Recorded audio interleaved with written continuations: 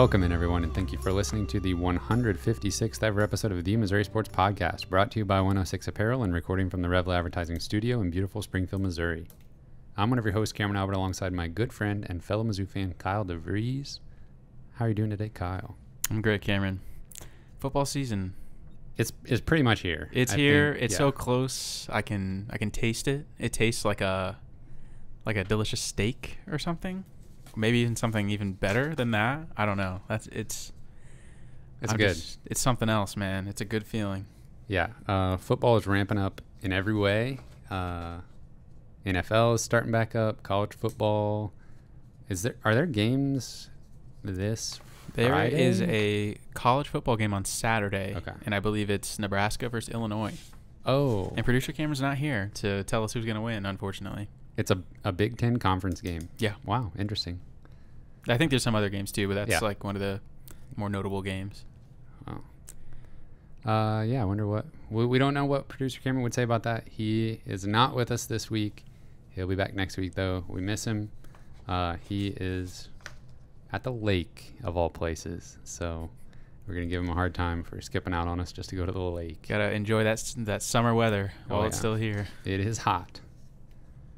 Well, this week we are going to go down the entire Mizzou football schedule, preview each matchup, give our predictions for win and loss, talk about our expectations for the season, what would be considered a disappointment, what would be considered a success.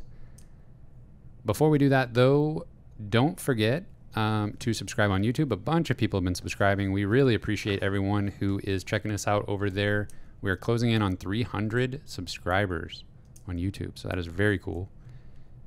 And shout out to our newest Patreon supporter, 430 Horse. 430 Horse. He's going to be participating in the Missouri Sports Podcast Fantasy Football League, which, of course, you can do as well. This is going to be the last week that we talk about it before we really kick things off, and we're going to be drafting soon and everything. So we've got one spot left for a 10-team league. We got 3 spots left for a 12-team league. We can make room for you if you want to join. Just go to patreon.com/Missouri Sports Pod. Sign up at the $10 tier or above. Then you can come hang out with us on the Discord channel, chat about Mizzou and fantasy football, and yeah, it'll just be a grand old time. Yeah, the Discord is really gotten pretty fun. It's a nice community of Mizzou fans, and I mean almost daily we're chatting about something Mizzou related. So super chill, friendly environment. Just come hang out with us on Discord and play fantasy football if you like. It's a lot of fun stuff. Okay, so we do have a few news items from this past week to cover before we jump into the schedule preview. Just really quick, unfortunate news: Kyron Montgomery tore his ACL. Will not be playing this season. A guy that we thought maybe could contribute as a freshman, but he'll get to redshirt this year and come back strong next season and hopefully still have a wonderful career at Mizzou. But it was going to be nice to see him get out there and play at least 4 games or so. Yeah, this was definitely a big bummer as one of the more talented freshmen in the class, I would say, and like you said, definitely a candidate to play quite a bit and potentially even shed the red shirt if he played really well. So I hope he's able to recover fully from an ACL injury. Can be pretty significant, and it can take a while and take a toll on your mental game too. So definitely wish him the best in his recovery, and hopefully we'll see him next year. And then we did have some kind of like depth charty notes, just some comments from the coaching staff. Coach Drinkwitz in particular talked about the running back depth. He thinks that B.J. Harris has kind of carved out the role as the third string running back. And then he also mentioned Chance Looper as being a contributor at the slot position at wide receiver. He was filling in there with the first team when Mookie Cooper was absent with an injury from practice. So those 2 young players who seem to be getting some love from the coaching staff. Yeah, that's great news on B.J. Harris, the true freshman running back from Tennessee, making the 3 deep. I mean, I think we all love ourselves some Dawson Downing, and I think it's fun to see him get in on the action. But if we're really thinking about what's best for Mizzou football, I think we definitely wanted to see one of those young freshman running backs step up and maybe get some playing times this year. Yeah, I really didn't expect BJ Harris to be the guy necessarily. I thought it was going to take him a little bit longer. Now, of course, it's not a huge role as the third running back on the team. The top two guys are going to definitely get most of the work, but getting freshmen involved early and just kind of continuing the momentum of, it just seems like Mizzou football for, as long as, pretty much the last 10 years, it's just been pretty steady starting running back and then like the next guy up. Each time they graduate, we're kind of filling that spot with a very capable back. So hopefully that continues. Yeah, and then good news again on Chance Luper and J.J. Hester. We've kind of heard good things about them all camp, and Coach Drinkwitz was very adamant about especially Chance Luper and how he maybe had the best camp out of anybody in the entire team. So you're going to see a lot of Luper this year. J.J. Hester was my breakout candidate last week when we talked about the player previews and stuff. So pretty much all good vibes from those guys that we've heard through camp. So I think pretty safe to assume we'll see quite a bit of those guys. And there was a little bit of questioning Tyler Beatty's injury status. He was just a little bit dinged up in practice, but he is fine. And Mookie Cooper was also a little bit injured, and we don't know yet if he will play against Central Michigan. Coach Drinkwitz was asked that specifically, and he said he just didn't want to give that information to the opponent. I don't know. I think that kind of sounds like he will play, but well, I'm really excited to see him out there. So maybe I'm just hopeful. Even if hopefully he's not going to have to play, 80% of snaps or anything. But if he can get in there a little bit, just kind of get the feeling back for running around or out there and knock the dust off from actual game not experience. Be needed, that would be ideal. But it sounds like Chance Luper's ready to go just in case. Okay, so we are ready for the schedule preview. We're going to go through everybody on the schedule, give a prediction, talk about how Mizzou could win, where they might falter, and we'll start it off with Central Michigan. Head coach, familiar to Mizzou fans, Jim McElwain, formerly of Florida. They went 3-3 last year in the MAC. It was a shortened season due to COVID, of course. They basically returned their entire offense, but with a new quarterback who transferred in from Washington named Jacob Sermon. And they return all 10 starters on defense. They are led on defense by all-conference type players in linebacker Troy Brown and defensive lineman Troy Hairston. So not a team that we can sleep on. We're not starting the season with a conference game like Nebraska and Illinois are, but we're also not starting it with a cupcake by any means. Central Michigan has a good coaching staff, good weapons on offense. I think this could definitely be a challenge for Missouri. We got to kind of come out sharp. We can't really just sleepwalk through this one and expect to win. Yeah, Jim McElwain is a really good coach, and I think he has a reputation of being maybe a little aloof, maybe a little goofy, but everywhere he's been, really outside of Florida, he's been really good, especially those smaller schools. He's had a ton of success in the past. He's a good coach. He knows what he's doing. I think Central Michigan could be pretty good this year. And like you said, they have a lot returning on defense. They could be pretty salty. It's very possible that Mizzou struggles to figure things out on offense in this game. I wouldn't be surprised at all to see them come out of the gates a little shaky, take some time to kind of figure out how to attack this defense, because they could be tough. Yeah, I kind of see this game being a bit of a defensive struggle, partly because it just being so early in the season.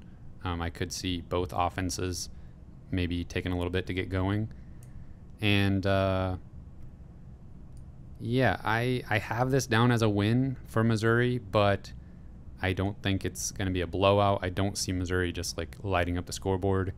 I think, unfortunately, I think the fans might be a little bit lethargic at Faroe Field, even though it's opening game day.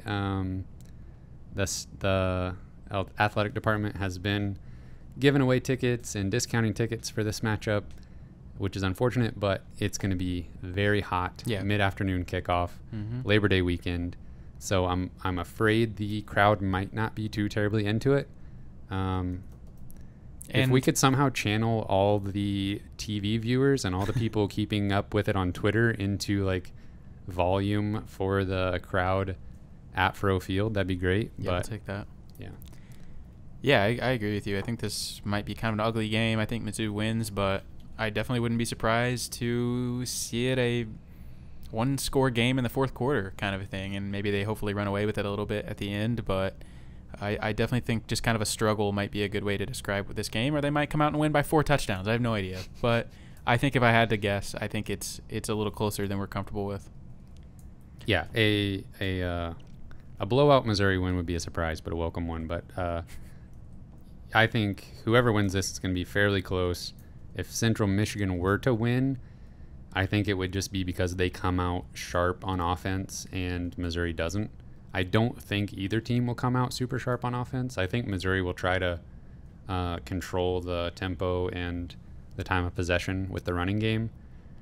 And if Missouri's defense can just stay off the field quite a bit and we can kind of dominate the time of possession, then I think we'll be golden. Yeah. 1-0. I've got a 1-0 as well. Okay, so now we are on the road at Kentucky. Of course, head coach Mark Stoops. Last year they were 4-6 in the All-SEC season.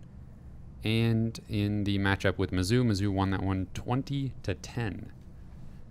Of course, last year that was coming off of the big win over LSU. There was a shootout, and then they kind of had a grinded-out victory over Kentucky the following week. I'll be honest, I don't remember that game super well, so I went back and watched some highlights from it today, and there weren't really a whole lot of highlights, to be honest, because that was a snoozer of a game.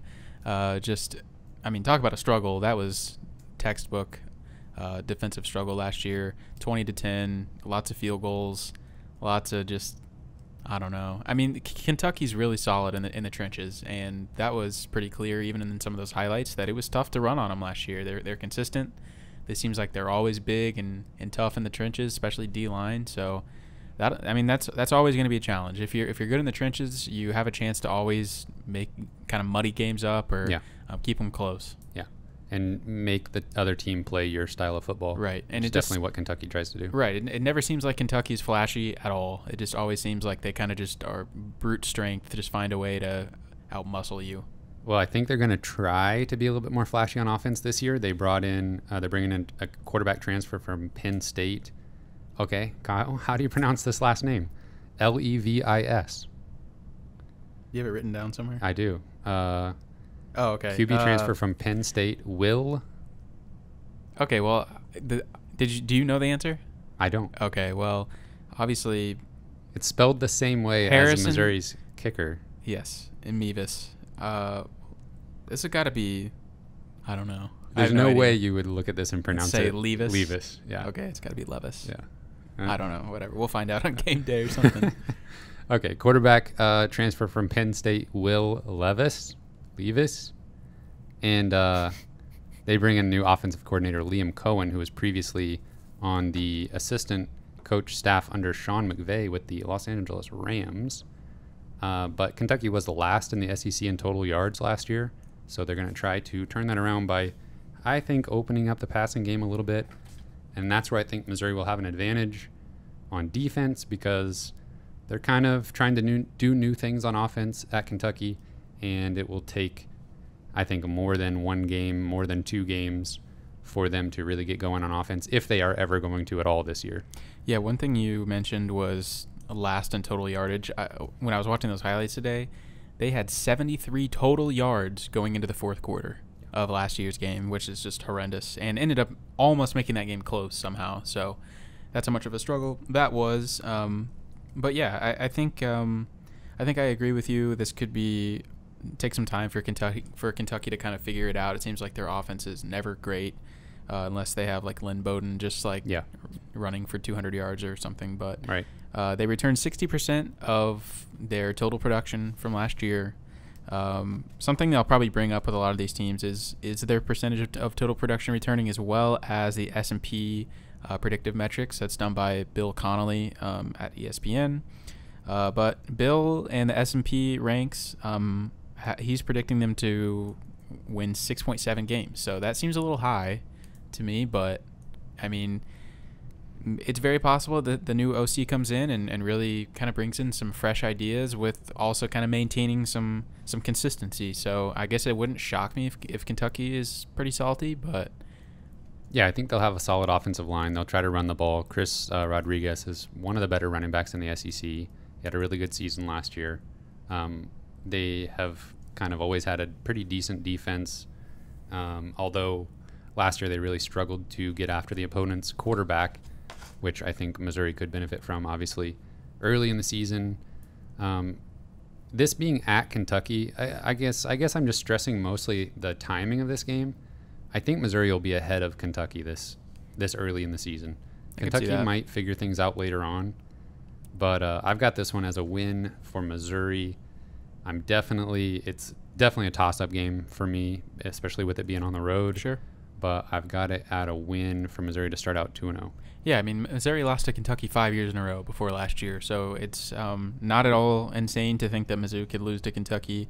This is a huge game. This is a massive game for kind of setting the tone for the rest of the season. If Mizzou comes out flat, for both teams, right? Yeah. Definitely. If Mizzou comes out flat and loses by a few touchdowns in this game, like, there's just a lot of built-up hype for this season, and maybe even too much. But there's a lot of hype, there's a lot of hope, and a lot of trust in Coach Drinkwitz to kind of take us to somewhere we haven't been before. And I think a lot of that might kind of die if we just get blown out by Kentucky on the road. And so I would hope not. 2 non-conference games after that before we get Tennessee. Yeah. So some of these toss-up games, like, we really kind of need to take advantage of the early part of the schedule.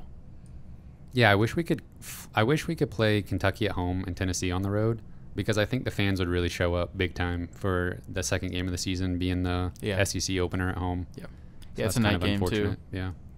I do have this as a win, though, and maybe that'll just will them to victory. Probably so. Yeah. Next game on the schedule is Southeast Missouri State. We are not really going to talk about this one. Who? Southeast Missouri State University, SEMO, they call them. That's going to be a win. It's going to be a win for me. For the Tigers, and it should be a blowout. We should see the starters pulled fairly early. This should be one of those 4 games that the red-shirted players are going to get to participate in. Then we've got a tough matchup on the road at Boston College. Their head coach in his second season at BC is Jeff Hafley. Last year they were 6-5. He had kind of a big job on his hands when he came to Boston College. He had to completely overhaul the offense. They were run heavy 2 years ago, and he installed a new offense where they just air it out all over the field. This year they're getting Notre Dame transfer quarterback Phil Jurkovic, and they already had an excellent wide receiver in Zay Flowers. Last year he had 56 catches, almost 900 yards, and 9 touchdowns. Jurkovic was just there last year as well. Thank you very much. He's good. Quarterback's very good. I think Phil Steele has him as a top 7 NFL prospect. I think he's only a junior this year, so he could leave after this year if he has a really big year. But yeah, like you said, he's great. Zay Flowers, wide receiver, is really, really good. They connected a lot of times last year, so that's a pretty dangerous connection. Yeah, Boston College's defense is not terribly scary. I would say their strength is in the secondary, so they may definitely pose a challenge for Mizzou's passing game. But I could see Missouri's offensive line taking control of this one and allowing the running game to really get going. As far as a prediction for this game, it's on the road. I think Boston College's offense especially is going to be sneaky good, and hopefully Missouri's defense will be prepared for it, but I don't know. I've got this as a loss for Missouri. Again, it's a toss-up. I've kind of got it the same as the Kentucky game where it could go either way. If Missouri's going to win this one, I think it would be from, again, just absolutely dominating the time of possession, defense getting off the field, not letting Boston College convert third downs, and Missouri's got to score touchdowns in the red zone and not be kicking field goals. Yeah. I mean, Jurkovic is not a mobile quarterback. I mean, he can move around a little bit, but he's not going to kill you with his legs. I just think Missouri's got to corral him in the backfield, be in his face constantly, make him think about his every decision he's making, because he's very easily good enough to win that game for Boston College. So Missouri's got to figure out a way to minimize him, minimize Zay Flowers. But if they can do that, I think they'll win. But I don't know. I actually do have this as a loss just because of just how difficult I think this is to go on the road. That's a pretty far way to travel. Really, I think what it comes down to is these first 4 games. I just think Missouri needs to be 3-1, and they're probably going to lose against Kentucky or Boston College. I don't think they can win both of those. I mean, they could, but I don't see them winning both of them. If they're coming out 4-0, that's fantastic. Yeah. But I just don't see that. If they're coming out 3-1, I'm totally satisfied. But I just hope that we're not seeing 2-2 in those first 4 games. Yeah, I agree with you there. Okay, so we both have that as a loss. So 3-1. Whether it's Boston College or Kentucky, coming into a home matchup with Tennessee. Tennessee is coached by the one and only Josh Heupel, his first season in Knoxville. First of all, just wow. Well, I mean, congratulations to him, honestly. Like, that's pretty nice spot to be, although Tennessee fans are a little bit delusional and are going to expect too much of him too early, but he did a good job at UCF and has parlayed that into a head coaching job in the SEC, so can't fault him for that. Last year, Tennessee was 3-7, and is this right? Missouri lost to Tennessee last year? Yeah. That's depressing. I forgot about that. Tennessee looked very good last year whenever we played against them. Their offensive line completely dominated Missouri from the start. They ran it down our throats all game. And then they went on to just be completely mediocre the rest of the year. Yeah, that was I didn't actually forget the game, but I wanted to. Missouri lost 35-12. And one other thing, I mean, obviously, I don't know how much a difference this would have made, but that was the game that Sean Robinson lost his job, and they threw Bazelak in there halfway through the game, and he did not play well at all. And, I mean, that's fairly understandable. So there was some turmoil, I guess, in some ways happening there on Missouri's side of the ball, and Tennessee just, I don't know, they took advantage of the situation. They played really well in that game. That was definitely their best game of the season. Tennessee this offseason was completely decimated by the transfer portal, basically. Jarrett Garantano, their former starting quarterback, is now at Washington State. Ty Chandler's at North Carolina. Eric Gray is at Oklahoma. They lost some offensive linemen to Oklahoma and their best offensive lineman to Texas A&M. Harrison Bailey, the highly touted freshman who played some last year, should be the starting quarterback, I think. I can't remember if that's been completely decided yet or not. They do have incoming quarterback transfers from Michigan and Virginia Tech. The Michigan guy was the starter and just didn't play very well at Michigan. But I think Harrison Bailey is going to be the guy for Tennessee. I think he's good enough to make that offense go. But just a lot of turnover on the offense. It's going to, with Tennessee, we're not going to know. A couple games into the season for them, we're going to know kind of where they sit a little bit. But I could see them taking 3 or 4 games to kind of figure out who even is going to be their starters at several positions on the offense. Yeah, if I could say one word to describe the last few years for Tennessee, I just think of chaos. Like with all the coaching search madness that's happened, with they've had 2 different coaching searches that neither one of them have gone well. Yeah. It seems like from the outside. Yeah. All the transfer portal activity they've had of people going out. Pretty much almost every team that we're going to play this year ranks in the top 125 on returning production percentage. Tennessee is not in the top 125. Yeah. Top 125 because they had a lot of turnover, like you said. One thing I did find kind of interesting is the S&P actually kind of likes Tennessee. And I think it has a lot to do with how well they seem to recruit somehow. But the S&P predicts them to win 6.9 games this year. I think I struggle to see that happening, but I mean, predictive analytics are popular because they're often accurate. So maybe there's something going on there that we don't know about. But I definitely think that this is a win for Mizzou. I think Tennessee is not going to be very good this year. Yeah, Tennessee's defense was pretty awful last year. After the Mizzou game, the rest of the season they couldn't stop anybody. Yeah. They brought over former Penn State defensive coordinator to this staff, but the defense. I mean, it's just kind of crazy. Like they lost good players because these players are now at Alabama, Michigan State, Miami. They did get a big-time linebacker transfer in Juwan Mitchell from Texas, but like these are not players that like just flamed out and are going to like lower tier programs. I mean, they're losing transfers to major Power 5 conference teams. Yeah, teams that are going to be very good this year. It is going to be interesting to see what that Josh Heupel offense looks like. Obviously, when he was at Missouri, it was the Drew Lock shows, but it was very vanilla but somehow explosive because Drew Lock was a fantastic athlete and they had good wide receivers at times. So, but I mean, they were just bombing it all the time. So and it seemed like no matter what the outcome was, the offense was not going to be on the field very long. Right. They were either going to like score in like 2 minutes of game time and like 6 plays, or they were going to go 3 and out. Right, and that seemed like such a downfall at the time too, because even if we're scoring, the defense is just out there so much, and they were just getting gassed. But I'll take some of that. World's fastest like 3 and outs, for sure. Seriously, yeah, like literally like 12 seconds of game clock would go off, and we'd be sending the defense back out there. Seriously, I've got the Tennessee game as a win. I think that Tennessee's defense is going to be on the field a lot.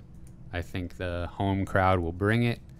And, I think I like Missouri's offense to control that game. So we both have them at 4-1. 4-1 going into a sneaky tough matchup against North Texas.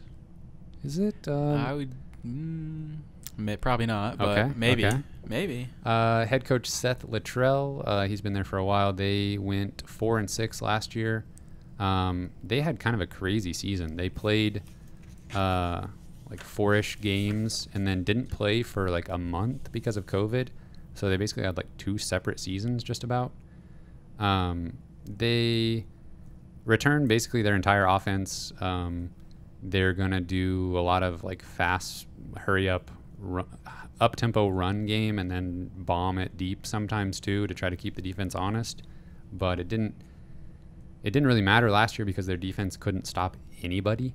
I broke down their 10 games between their wins and their losses. The average score in their wins was 45-31. The average score in their losses was 50-27. So even in their wins, they were giving up more than 30 points, and their losses, their defense couldn't do anything. Yeah, absolutely atrocious defense. Like every single game was a shootout, basically. And just basically to follow up what you said, they gave up 43 points per game in their 10 games they played. That's awful. Not play. Yeah, that's so bad. Yeah, but I mean, their offense was good enough to hang around, and maybe that's why they're. Sometimes I kind of feel like those things are kind of correlated, and whenever the defense knows they have an offense that's going to score a lot of points, maybe they play a little more relaxed because they know that they've got freaking Jalen Darden coming out, and he's going to score nearly 20 touchdowns on the whole season. Yeah, that's quite a stat line. He's not there anymore this year, thank goodness. But yeah, he's in the NFL now. But last year, 74 catches, 1,100 yards, and 19 touchdowns. That's insane. That's unbelievable. They've got an interesting quarterback situation. Their starting quarterback, who I'm not going to try to pronounce his last name, was drafted by the New York Yankees in the 2nd round. And he is a 28-year-old sophomore. What? Doing some Brandon Weeden type stuff over there. How is that possible? 28. Yeah. That's older than me. Yeah, that's is North Texas going to be any good? Maybe on offense, almost definitely not on defense. Yeah.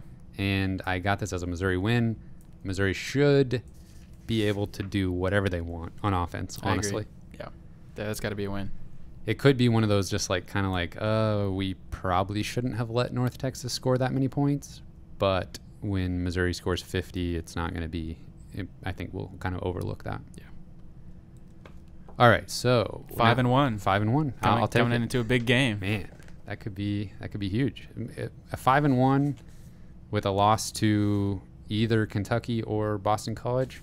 Was Missouri in the top 25 at that point? I would say no, but probably getting pretty close. Gotcha. So probably not going to be in the top 25 after the Texas A&M game either. Spoiler alert, I've got this one as a loss. Well, maybe if the rankings people want to get some hype for the game, maybe they'll squeeze them in there, that 25. Yeah. That is actually, that's big brain, Kyle. Yeah. That is a good point. Yeah. It might be like number 5 Texas A&M versus top 25 Missouri. Oh, yeah. Head coach Jimbo Fisher, they were an incredible 9-1 last year. Just like kind of under the radar, one of the best teams in the country. I kind of doubted them all year, and they just kept proving me wrong. One of the most efficient offenses in the entire country. They were 3rd in the nation in time of possession and scored 33 points per game and put up over 400 yards per game on offense. So very good, but they are replacing Kellen Mond, who's now in the NFL at quarterback, and they bring in Haynes King. So definitely going to take some time to get him involved in the offense, and I can't imagine he's quite as good as Kellen Mond, but we'll see. They do have one of the best running backs in the country, in Isaiah Spiller. He averaged 103 yards per game in 2020 and had a massive 174 yards against Florida, of all teams, last year. And then they've got 2 guys behind him that could be starters on pretty much any other team, just about. So one of them is just like one of the fastest players in college football. So they'll always have fresh legs coming out of the backfield. It might not matter too terribly much how their quarterback play is. Yeah, I feel like I was kind of right there with you on A&M last year, where I kind of like thought they were a little bit fraudulent, and but they just kept squeaking by. But I think it was like the first or second game of the year, they barely beat Vanderbilt. It was like 17-12 or something. Like they just barely beat Vanderbilt, who was not good.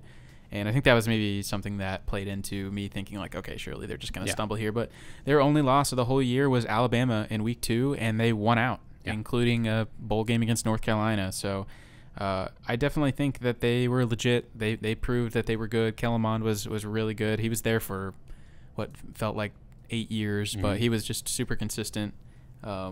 Good game manager for sure. And I know that comes off as like a negative term to a lot of people, but I think that was a positive thing. He was definitely the leader of that team, and he didn't need to do a whole lot. I mean, they had the number 1 defense in the SEC in yards per game and points per game allowed, and they led the SEC in tackles for loss per game. Yeah. So just very balanced, and they could kind of just go about their business without being too terribly flashy and just kind of win a lot of games. Yeah, I mean, Jimbo Fisher, I think he knows what he's doing at this point. He's a great college football coach.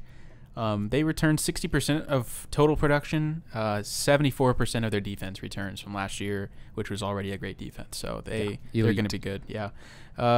S&P predicts them to win 9.3 games. So that's 3rd in the SEC, only behind Alabama and Georgia. Yeah, they're going to be good. Like top 10 in the country, probably all season good. And I've got this as a loss, unfortunately, for Missouri. I think this could be ugly for Missouri's offense. Texas A&M just very, very good. They're going to have a stout defensive line. I think I am not down on Missouri's offensive line this year. I just think Texas A&M has a lot of NFL caliber players on their defense, and they'll kind of push Missouri's offense around a little bit, I'm afraid. Yeah, I've got this as a loss too, but I mean, if the season goes as well as we hope at the first half, this really could be a super fun game that has a lot of hype, and I just hope that Missouri shows up and makes it competitive, and you never know what can happen. Yeah. Okay, moving on to a road matchup with Vanderbilt. They've got a new head coach this year, Clark Lee. He was formerly the Notre Dame defensive coordinator. They have a new coach because they went 0-9 last year. And they do return a lot of their offense, but that offense from last year was completely terrible. They bring back Ken Seals at quarterback. He threw for 1,900 yards, 11 touchdowns, and 10 interceptions last year as a freshman. And they do lose their leading rusher, Keon Henry Brooks. But they bring in Temple transfer running back. So kind of swapping out guys there. Their defense, they've got a lot of young guys in the secondary and a lot of guys that maybe aren't quite SEC size up front. It's hard to recruit at Vanderbilt, I think. I wouldn't want that job anyway. And so I just think their defense is going to be outmatched. This could be another struggle year for Vanderbilt. Hopefully, for their sake, the new coaching staff can get them turned around to some extent. Yeah. There's really no reason to think that Vanderbilt's going to be very much better than they were last year, and they were terrible last year. So this comes at kind of an interesting point in Mizzou's schedule. It's sandwiched between probably the two toughest games on the schedule, obviously A&M, and then after Vanderbilt, we play Georgia on the road. So Missouri's got to win this game, or else they can really kind of find themselves in a potential downward spiral there. Yeah. So they definitely need to just to break up those almost certain losses with a win against Vanderbilt. Just you got to take care of business. And honestly, I know it's been different coaching staffs in the past, but it's not always like as easy as it seems to take out some of the bottom feeders of the SEC. So got to bring the focus. Yeah, absolutely. It's a must-win game at Vanderbilt this season, I think. So then we're moving on to a road matchup against Georgia. Obviously, head coach Kirby Smart, he's doing incredible things there in Athens. They were 8-2 last year. They beat Missouri 49-14. They only lost to Florida and Alabama. They bring back JT Daniels, who kind of blew up at the end of last year and became their starting quarterback. But he'll be without his number one target. George Pickens will miss some time with injury. I mean, the latest I've heard was at least half the season, I think. I would be surprised if it'll be kind of a question mark whether he'll be back for this matchup against Missouri. And then another big target for them, literally big target, Eric Gilbert, who we remember from playing for LSU last year. He kind of torched Missouri, 6 receptions, 97 yards, and a touchdown. He just looked like a monster on the field in the LSU game. He is with Georgia now, unfortunately, for the Tigers, but he is going through some personal stuff according to the coaching staff and is away from the team right now, so who knows if he will actually play. So JT Daniels is definitely the guy at quarterback, but will he have all the weapons available against Missouri? We will have to wait and see. Of course, though, it is Georgia, so they have as many running backs as you could possibly hope for. They return all 5 of their top rushers from last year. That's ridiculous. It's kind of funny how some of these teams just seem to kind of like fall into these like stereotypes of like they kind of do the same things every year. Like Kentucky kind of just is always not flashy and have terrible quarterback play. And run the ball well, solid defense. Right, and Georgia's the same thing. It's like incredible defense and incredible running backs, and usually like just average everywhere else, but it doesn't matter because they're just so good fundamentally at some of those other things. And I really think that's exactly what could happen again this year. I think JT Daniels, he's a very capable quarterback, but like you said, where are the weapons? Who is he throwing the ball to? May not matter because they're just gonna destroy you on defense and they're gonna run it down your throat. So and the guys, the wide receivers for Georgia that you've never heard of are probably better than the wide receivers for your favorite team. Yeah, probably. But they do return 62% of total production, 84% of their offense returning from last year. Including 4 starters on the offensive line who were pretty solid. Yeah. S&P's got them at 9.9 wins, so that's good for second in the SEC. And that makes a lot of sense. They're elite. Yeah. I found this interesting. Last year, Georgia outrushed their opponents by over 100 yards per game over the course of the whole season. So what they do always has, it seems like. Yeah. Their defense looked like straight up bad against Florida and Alabama, but then the rest of the season they were just dominant.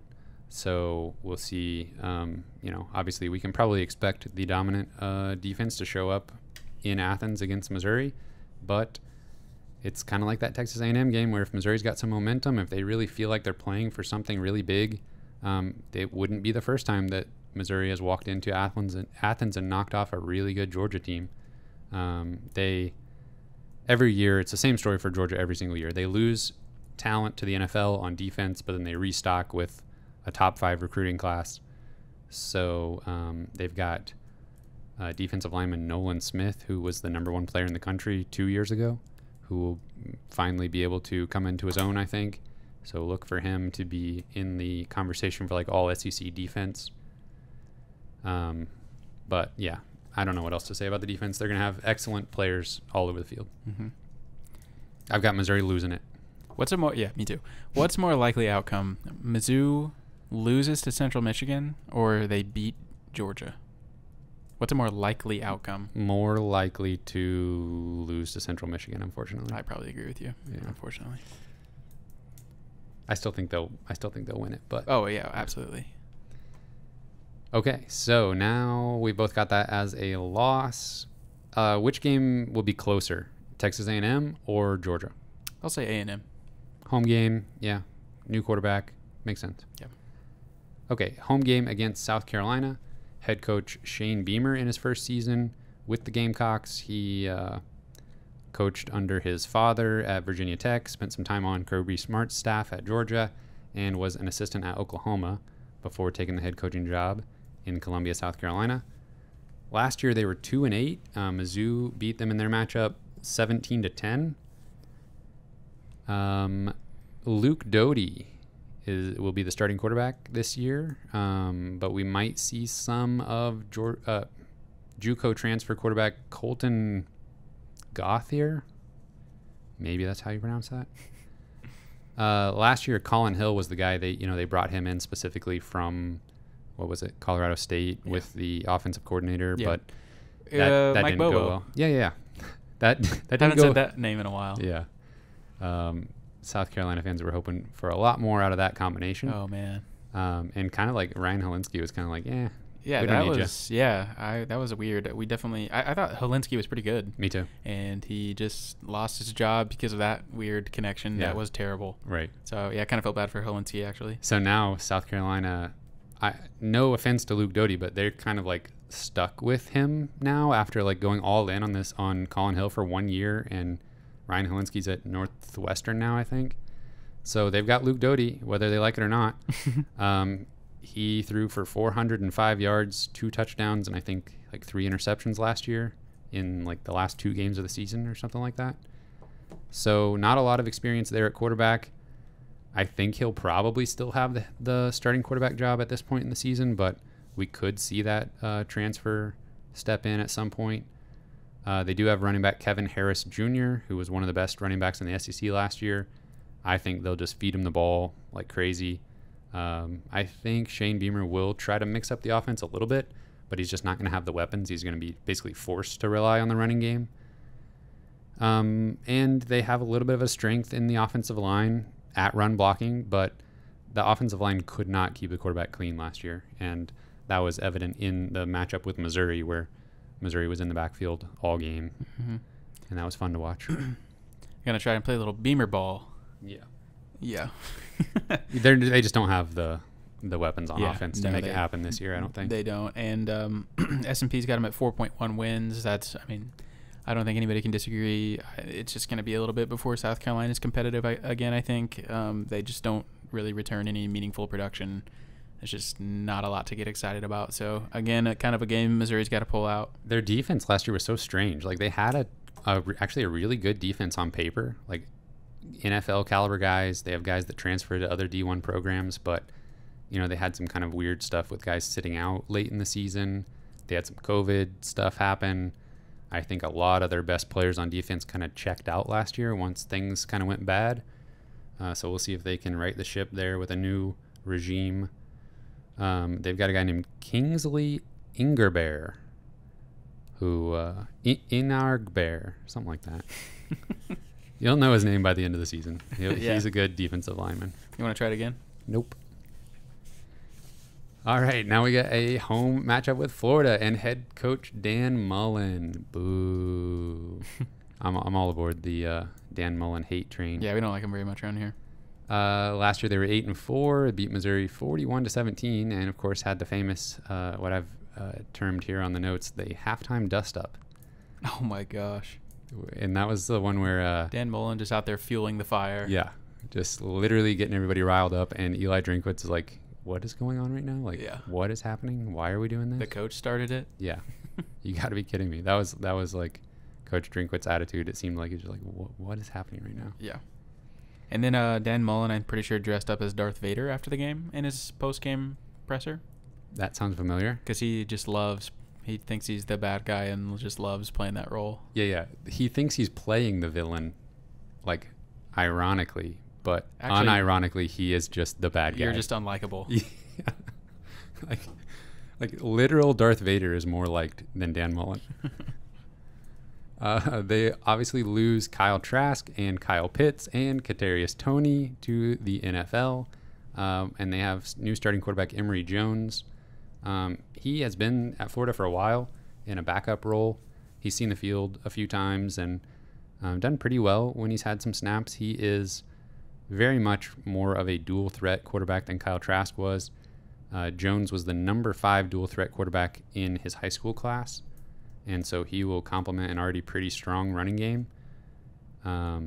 They have 2 running backs that return, Damian Pierce and Malik Davis, but they also, because of course, bring in former 5-star recruit, former Clemson Tiger DeMarcus Bowman.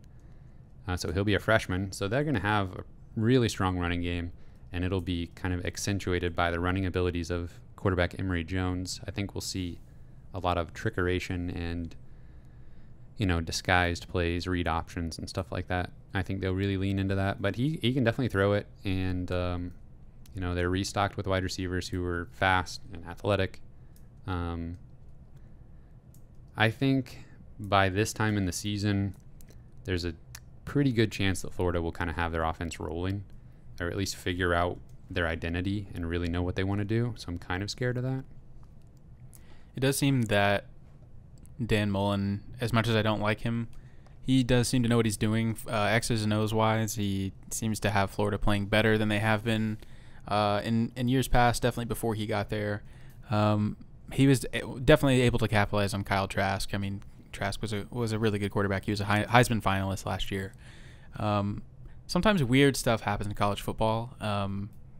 Losses you can't predict, that you never see coming, and maybe even some wins that you don't see coming. I've got Missouri at probably, let's see, like 7-3 at this point in the season. Feeling pretty good. That's pretty optimistic. Yeah. I'm pretty sure that Missouri's probably going to lose one of these games along the way. That just doesn't make any sense. But something that might not also make sense is I'm going to predict a win against Florida. I just think that while I agree with you that maybe they do have things rolling by the end of the year, it's a new offense. They've lost so much talent. Emery Jones is probably pretty good, but I think Missouri's going to find a way to exploit that offense, and I think they're going to pull out a crazy game at home. Yeah, I mean, even a normal, excellent Florida recruiting class, you can't count on the backups to come in and replace Trask, Pitts, and Toney. They're just, generational talents even for a program like Florida. Yeah. Yeah, I mean, I can definitely see that if their offense kind of can't really figure out an identity and they maybe are questioning things through the middle of the season because of some big losses or something like that, then I could see Mizzou being able to take advantage. I could see Florida being kind of down on themselves by this time in the season if they aren't living up to expectations. And Mizzou could be on the other side of that coin, feeling pretty good about a good season so far. And Florida's defense was not necessarily spectacular last year. They had their moments, but they also had some weird moments where they weren't very good. They do bring back 3 of their top 4 tacklers from last season, all at the linebacker position. So they'll be pretty strong there. And they've got a defensive end named Zachary Carter, who is probably the best defensive playmaker as far as like wreaking havoc on the opponent's offense. I think Missouri loses this game, but I think it'll be very close. I think Missouri's defense will be able to keep them in it, and if they can just do enough on offense to get over the hump, they could win it. But I've got this one as a loss. I've got Florida winning it. And that brings us to the final game of the season at Arkansas. Arkansas coached by Sam Pittman. Last year they were 3-7. Mizzou won in just a fantastic finish, 50-48. One of the most exciting games in a while. They do have a new quarterback. KJ Jefferson takes over. He was a 4-star recruit out of high school, and they bring back, no joke, like top 5 receiver in the entire country in Treylon Burks. Jefferson should be just like looking to him on pretty much every single passing play. Interestingly, they basically traded wide receivers with Oklahoma through the transfer portal this offseason. And then they bring back all 5 offensive line starters, as well as running back Treylon Smith to go along with Dominique Johnson and Raheem Sanders. So definitely some weapons on offense. Pittman himself is an offensive line coach by trade, so I think they'll be solid there with all their starters returning. I personally am not sold on KJ Jefferson, to be honest with you. He played against Missouri, if you remember. The game we played last year, he had to play against Missouri in that game. So we have played against him. Was that his first game of the season? I feel like it was, but I don't remember. Yeah. Yeah, because they had Felipe Franks last year. And who is on an NFL roster. I don't know if really? You know that. Yeah, he's like 3rd or 4th string trying to make the roster on a team. I can't remember. He probably won't.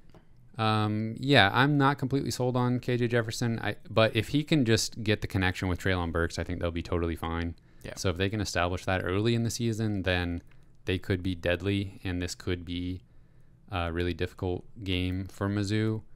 They're pretty good on defense. They've got a pretty solid defensive coordinator over there. Grant Morgan and Bumper Pool are good linebackers. But I'm gonna say it. I don't think they're as good as Arkansas fans think they are. I think if they were what Arkansas fans think they are, they'd be in the NFL right now, like Nick Bolton, and they're not. Yeah. So they're good college. They could linebackers. They could be this year.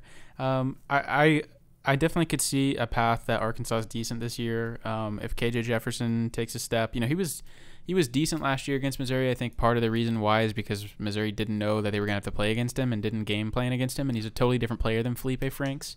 He was running the ball more. He actually had some pretty deep passes that I just don't think Missouri was prepared for. It was just like your classic Mizzou backup quarterback game where he just comes out and is like just electric. Yes. So I think he could be decent. Treylon Burks will definitely be decent. He's a fantastic player. If they stay healthy, I really think this actually could be a pretty difficult game.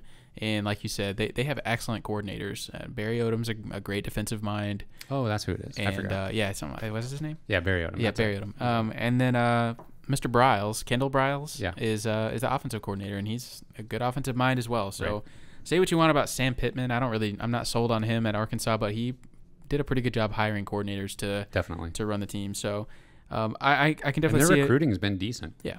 I could definitely see a realistic path that Arkansas is good, and I could see a path for them to beat Missouri in this game. I mean, we've won like 5 years in a row now, or 5 out of the last 6 years or something. Yeah. At some point, I feel like Arkansas is going to wake up and just get tired of getting rolled by us every year. So, 2-point win last year. Yeah, true. But anyways, still put up 50. That feels like you're rolling them. Yeah, I feel like I have to say this is a win, just because. Just to hold on to your Mizzou cred. It's gonna be hold on my reputation. No, I think I think it'll be a really good game. I think it'll be close again, and but I'll say Missouri comes out on top. Yeah, I'm kind of joking around a little bit, poking fun at Arkansas and belittling them, their fan base, because it's just easy to do. I think it just comes from a place of hoping that they don't put it all together, because they definitely have the pieces to be dangerous. So I'm just going to hope that they aren't able to do that, and I've got it as a Missouri victory. Yeah, they do return 78% of their total production and 85% of their production from defense. So what's old Bill C think on the number of wins? Old Bill's got him at 5.5 wins. So he doesn't seem to be as high on them, which is he's got Missouri at like 6.2 wins or something. So he does think that's Missouri the difference right there. That game is a better team. So one game better, it could flip right there. Last game of the season. Okay, so I have 1, 2, 3, 4, 5, 6, 7, 8 wins. Is that right? How many games they play? 12. Oof. 8 wins. I've got them at 9-3. Oh my goodness, Kyle, what are you doing? What am I doing? You're setting us up for disaster. I definitely think whenever you look at all these games in a vacuum, like just individually you go down one by one, it seems like it's not too crazy to pick the wins that I just did. But at the same time, I just don't think they're going to go 9-3. I don't see that happening. Like I said earlier, there's just injuries happen, weird stuff happens in college football. I just really see Missouri stumbling somewhere that we don't think it's going to happen. They probably won't actually beat Florida, but even though I called it, so if it does, then yeah. But so I mean, I don't know. I don't think that it's impossible that Missouri goes 9-3. I think most likely they'll probably be 8-4, 7-5. But I think there's probably a 70 to 80% chance they're at that 7 to 8 win mark. Okay, so you think that's a lot of statistics. So you projected 9 wins. I did, but you think 7 is more likely? In a game by game basis, yeah, I picked 9-3. But if I just have to think as a whole, what will the record be? Not looking at the games. Yeah. I would say there's a really good chance. Feels more like a 7-5, 8-4 team. Statistically, I think that there's the best chance they will have 7 or 8 wins. Sure. I think that the statistics would back you up there. Thanks. I'm kind of breaking it down into there's SEMO, there's Vanderbilt, there's North Texas. That's 3 automatic wins, right? Then there's Georgia and Texas A&M, which I really think are losses. I just think they're that much better, that much more talented at every position, honestly. So then really there's room for any of those other games to go either way, honestly. Florida could be a huge win for Missouri this season. Tennessee, Kentucky, Arkansas could be, South Carolina could be disappointing losses, especially if we lose 3 out of those 4, which is possible, then that would be a really disappointing season. So with that being said, would you be disappointed with only 7 wins? I don't think I'd be disappointed. I think I'd be satisfied. Yeah. I do think we need to take advantage of the schedule. I think a lot of our toughest games, we do have, I guess, Texas A&M and Florida at home, but we don't have Alabama on the schedule.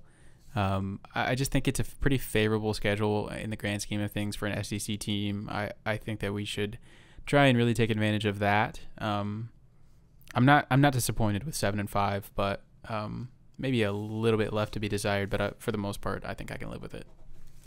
I'm making an executive decision that we're gonna have to push the 7-on-7 draft to next week. That works. So I want to play a little game real quick. What is the path for Missouri to be an absolute contender for the East? I mean, we know who they got to beat, but I want to kind of plot that out, what that would look like. So basically, if everything breaks Missouri's way, the offense is 100% of what they're capable of, the defense is strong, maybe there's some key injuries to other SEC teams, some weird wins from underdogs across the SEC. I don't think it's insane to have Missouri starting the season 6-0 if everything's going well. If it's if we're in for kind of a magical 2013 season, which I don't think we are, but just for fun. If we start 6-0, we come off a blowout win over North Texas, and we've got a home matchup against Texas A&M. Now the TV producers will just be salivating because they can say, probably number 5 Texas A&M against number 17 Mizzou at 6-0. Mm-hmm. I still think they lose to Texas A&M at home. Probably do. Yeah. But then we bounce back against Vanderbilt. So we're 7-1. Let's even just say that they lose to Georgia, 7-2. Come back and win against South Carolina. We're 8-2 going into a home matchup against Florida. And that could be one of the bigger games in the last 5 years for Mizzou. Yeah. If they've really got it rolling and have only lost to A&M and Georgia, then I could see them knocking off Florida finishing the season strong against Arkansas and getting to 10 wins if everything broke perfectly for Mizzou. Yeah, I mean, everything pretty much hinges on what happens to Georgia. And if we do lose two SEC games, I mean, we're definitely counting on Georgia having some difficult matchups. I'm not sure who they are matched up with from the West this year, but yeah, they're probably going to have to lose to Florida or something like that, and maybe Alabama or LSU if they're playing one of those, Auburn. If they're playing a tough team from the West, maybe they stumbled there. That's really pretty much what it comes down to is what does Georgia do? Because Missouri's not going to just go out and blitz their whole schedule and win every game. Right. But if for Missouri to be able to do that, they've got to stay healthy. That's obvious, and that was the difference between the 2012 and 2013 seasons for Mizzou. There's a lot of the same players, but they were decimated by injuries in 2012, and it was very evident on the field. They were a lot worse because they didn't have the playmakers out there. But once they got everybody back, they were really, really good, like nationally good. And I think that's got to happen this year. Obviously, Bazelak is the key. He's got to take a step. I think that's something that's possible. He's got some great weapons, but he's still young. Yeah, I mean, he could not truly break out this season and still be able to the season after or the season after that. I mean, even we've talked about Kyle Trask at Florida was just kind of like, not somebody that we were too terribly scared of, but he kept the offense going at Florida, and then he just absolutely blew up his senior season. And there's a chance that Bazelak could have some just absolutely elite weapons by the time he is a senior at Mizzou. It could be really special. So even if we don't see that breakout from him this year, I don't think we can completely write him off just yet. Yeah. Well, I really don't, unless he gets hurt, I don't see any way his stats are worse just because they're going to throw the ball more. They don't have Larry Roundtree to lean on like they did. So they're going to have to lean on Bazelak a little bit more this season. But and I think the number one thing outside of an individual player is they've got to be better in the red zone. They were terrible in the red zone last year.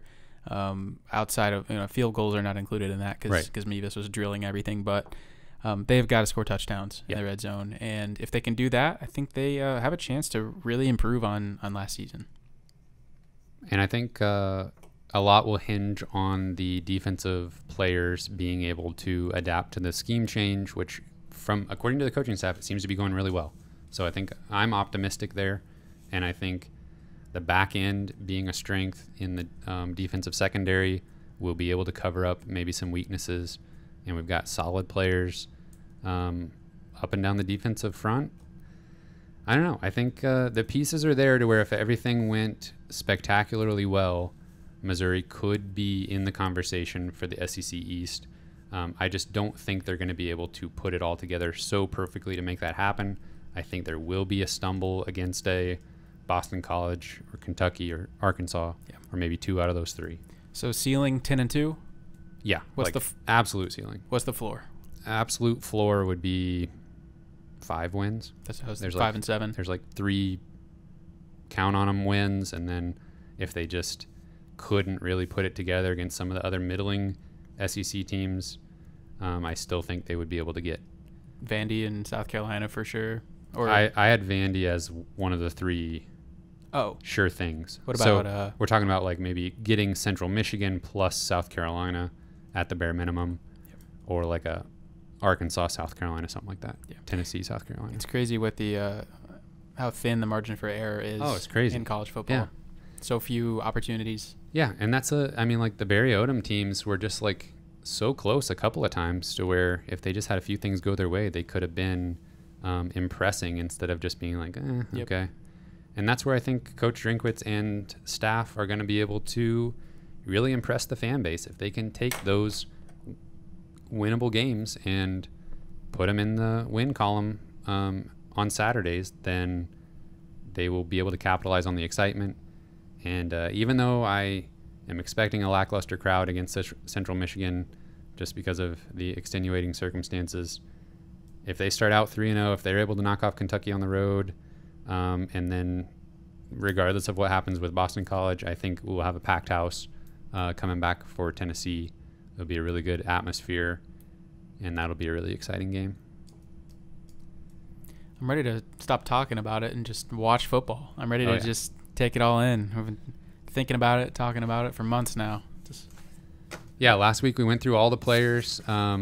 We obviously went for an hour or so breaking down the schedule. So, and since we talked somewhat about Central Michigan this week, I don't think we'll have that much to add next week. We'll do a little bit of a deeper dive into that preview, but I think we'll have time to go ahead and do our Mizzou football 7-on-7 draft next weekend. And producer Cameron will be happy. He loves that segment, and he'll be able to be involved there. Yeah.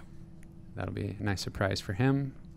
So, yeah, I'm optimistic. If I had to kind of sum it up, I'm optimistic, but I think the games that I am kind of feeling as though they're not winnable are just going to be out of reach. I don't think this is going to be that special Mizzou team that is able to break out and surprise people on a national level. Yeah, I think I'm with you. Anything else? That's it. All right.